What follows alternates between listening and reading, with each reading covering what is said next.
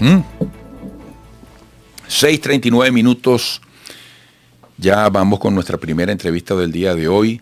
Buen momento para poner en perspectiva nuestro camino corto hacia el próximo año 2025 y especialmente para nuestra audiencia que incluye en muy buena medida al sector empresarial.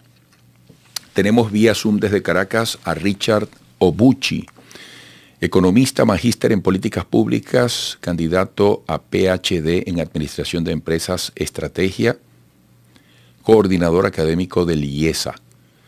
Richard, gracias por tu disposición. Buenos días, bienvenido.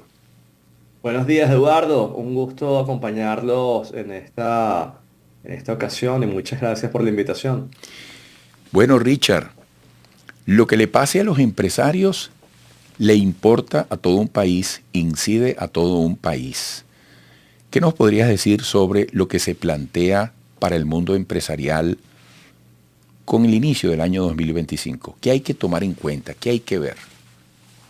Bueno, como lo que dices es muy importante, Eduardo, porque la recuperación y el cambio de tendencia que hemos visto en los últimos años en la economía venezolana estuvo sumergida durante 7 años en la peor recesión de nuestra historia y en la peor recesión de la región.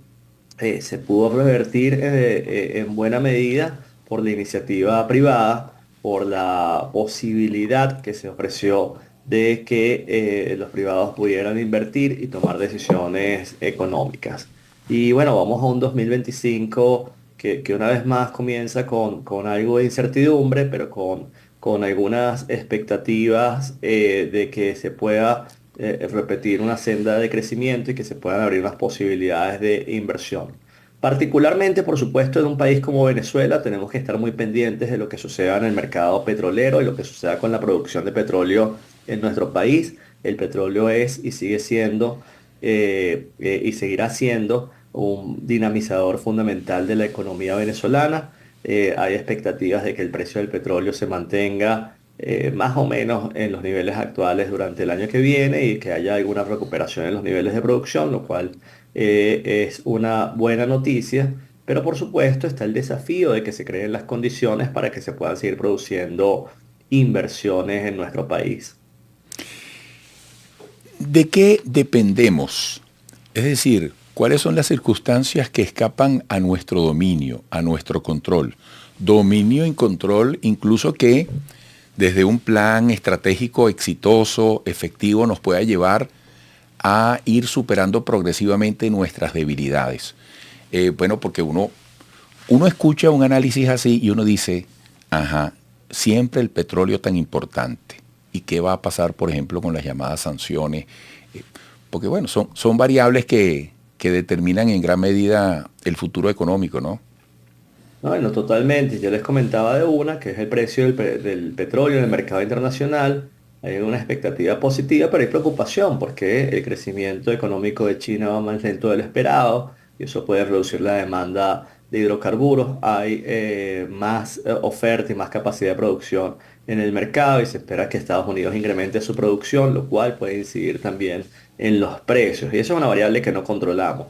Pero tú, como muy bien dices, el futuro de nuestra industria también está fuertemente vinculado con lo que pase con las sanciones económicas que ha establecido Estados Unidos sobre Venezuela y en particular sobre las relaciones con PDVSA. Esa es una política que, como sabes, en abril no se renovó la licencia 44 que da un permiso general para llevar a cabo transacciones con PDVSA, pero se han otorgado algunas licencias individuales, incluyendo la licencia a la petrolera americana Chevron y otras que han permitido que se mantenga unas actividades vinculadas a la industria. Y ahora en Estados Unidos hay un nuevo presidente que asume el 20 de enero que va a significar que plantea una incógnita acerca de cuál va a ser la política de los Estados Unidos hacia Venezuela. Hay mucha gente que piensa que se va a mantener una visión pragmática, que la preocupación Ujú. fundamental de los Estados Unidos con Venezuela va a ser el tema migratorio y menos el tema de las sanciones. Hay otros que piensan que hay una posibilidad de que se endurezca las sanciones. El nuevo secretario de Estado, como saben, Marco Rubio, ha tenido una posición fuerte sobre el tema de las sanciones. Entonces, bueno, hay gran incógnita. Si hay más sanciones, si se revocan las licencias individuales, eso sería un impacto directo sobre las posibilidades de producción de Venezuela y por lo tanto de nuestro ingreso en divisas. En el pasado, Venezuela ha logrado sortear, digamos, ese tipo, el tema de las sanciones a un gran costo, ofreciendo grandes descuentos en la venta del petróleo en el mercado internacional, lo cual por supuesto incide en nuestro ingreso en divisas. Y bueno, se plantean importantes dudas acerca de lo que va a ser, pero es una variable, como tú bien indicas, muy, muy importante. Amigos, estamos conversando con Richard Obushi, economista, magíster en políticas públicas, candidato a PhD en Administración de Empresas en el sector estrategia, coordinador académico del IESA. Esto yo lo repito mucho, Richard, porque estamos saliendo por televisión y también por radio. El empresario depende del consumidor, el consumidor también del empresario. Vemos que, bueno, se ha ralentizado la capacidad de consumo. El salario es todo un tema, el ingreso. Yo leía esta mañana algo tan conmovedor como que la Federación Venezolana de Maestros reporta que 40% de los docentes abandonaron el oficio en 2024. Ya que estamos hablando de las perspectivas empresariales, bueno, todo el mundo está deseando que la situación mejore, dicha así en términos generales. ¿Cómo hacer para romper el círculo vicioso que en este momento y desde hace tiempo limita tanto la capacidad de consumo del venezolano? Verdaderamente ser trabajador en Venezuela cada vez resulta más heroico, un trabajador que cumple con un horario y que cobra sabiendo que el dinero difícilmente va a alcanzar para lo que necesita, ¿no? Totalmente, muy importante ese cambio y una de las consecuencias más dramáticas que hemos tenido en los últimos años por los cambios en la situación económica es una profunda recomposición de la fuerza laboral.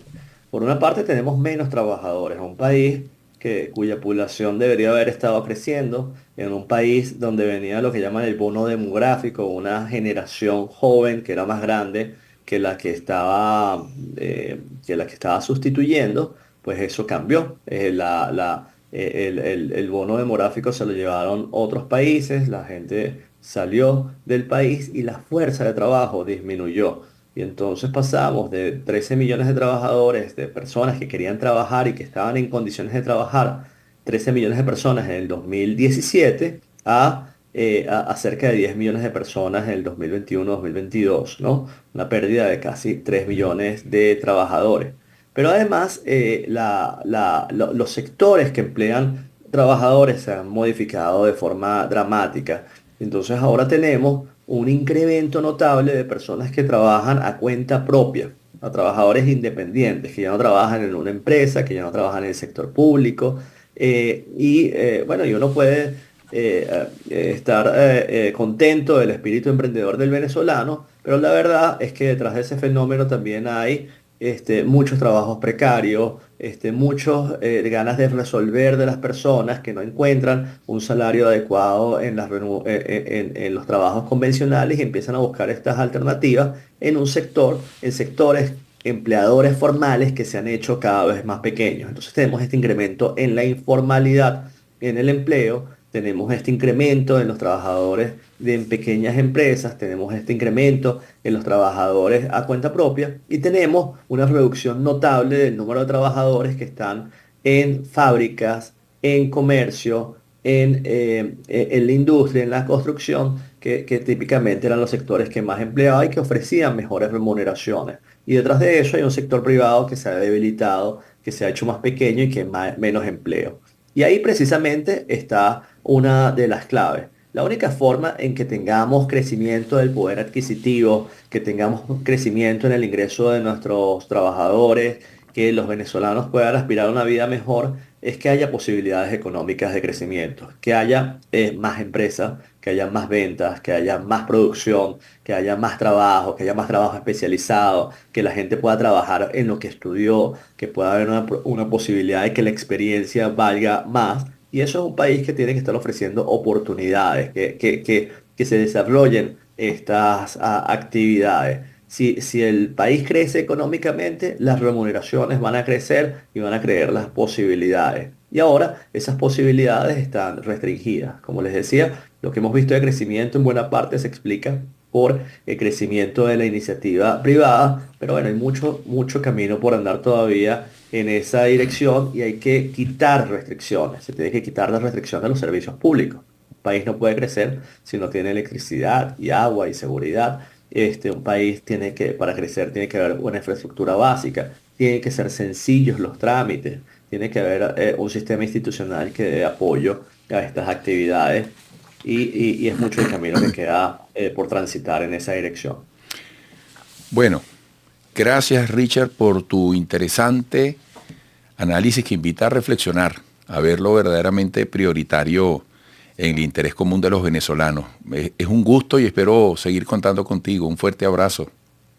Dale, muchas gracias. No quería dejar de pasar la oportunidad para invitar a un evento que tenemos en el IESA sobre hablar del futuro, que se llama Mm, Outlook Venezuela, 2025, una mirada empresarial del futuro. Eso se va a llevar a cabo el 27 de noviembre en el IESA, en San Bernardino, de 2 a 5 de la tarde, y tenemos un grupo de invitados muy, muy interesante que va a hablar sobre este y otros temas. Está José Manuel Puente para hablar de economía, Víctor Carrillo sobre el tema social, Osvaldo Felizola sobre energía, Carlos Navarro sobre oportunidades de inversión, los empresarios Carlos Fernández y Alberto Afiuni sobre la perspectiva empresarial. Y nos va a acompañar Carlos Jaramillo y Nuncio Auleta, directores del instituto, moderado por la profesora Subdelia Sevilla. Ojalá que nos puedan todos acompañar y muchas gracias por este espacio y esta oportunidad para conversar de estos temas.